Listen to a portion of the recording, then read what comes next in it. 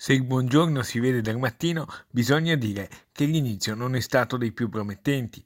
La pioggia abbondante, caduta nella notte tra mercoledì e giovedì scorso, ha fatto risvegliare il Lido di Venezia giovedì mattina ancora una volta sotto acqua.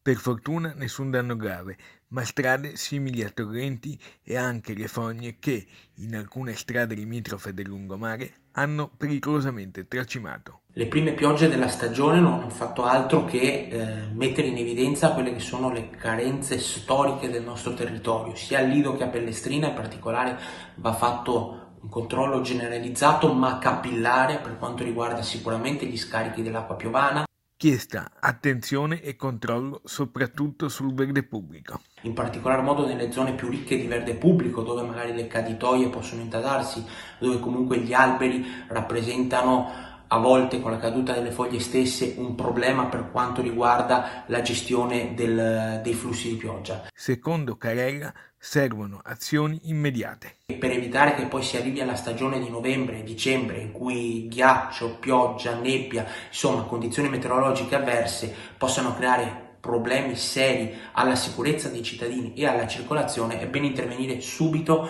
per evitare appunto l'aggravarsi o farsi trovare impreparati poi al momento specifico dell'emergenza meteorologica.